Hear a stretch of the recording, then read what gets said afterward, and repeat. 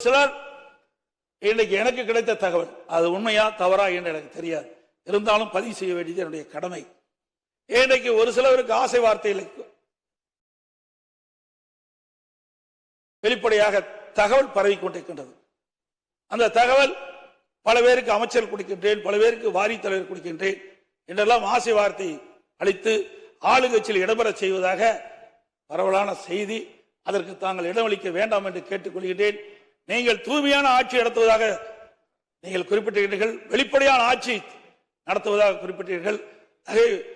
அந்த எண்ணத்திலிருந்து புரளாமல் நீங்கள் நடப்பீர்கள் என்று நாங்கள் நம்புகிறோம்.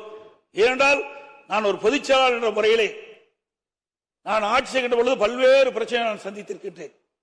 முதலிலே வறட்சி, பிறகு புயல், கொரோனா, பிறகு பல்வேறு சங்கங்கள், இதையெல்லாம் சந்தித்துத்தான் நாங்கள் இந்த நிலைக்கு வந்திருக்கின்றோம். சாதாரண குடும்பத்தில் பிறந்த ஒருவன் இன்றைக்கு விவசாய குடும்பத்தில் பிறந்த ஒருவர் 4 ஆண்டு காலம் சிறப்பான ஆட்சி கொடுத்திருக்கின்றோம்.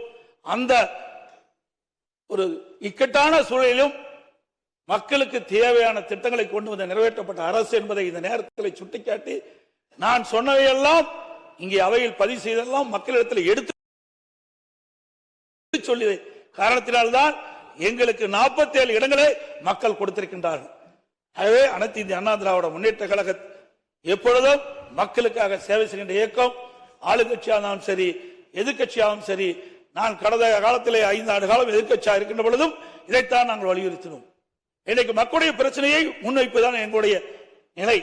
ஒரு விளக்கு ரொம்ப நேரம் எரிந்து கொண்டிருக்கின்ற பொழுது அது மங்களாக எரியும், அப்பொழுது தூண்டி வைக்கின்ற பிரகாசம் எரியும். அதே போல இன்றைக்கு அரசாங்கத்திற்கு இன்றைக்கு மக்களுடைய பிரச்சனையை கொண்டு வந்து அந்த பிரச்சனையை தீர்க்கின்ற கட்சியாகத்தான் அனைத்து இந்திய அண்ணா திராவிட முன்னேற்ற கழகம் இருக்கும்.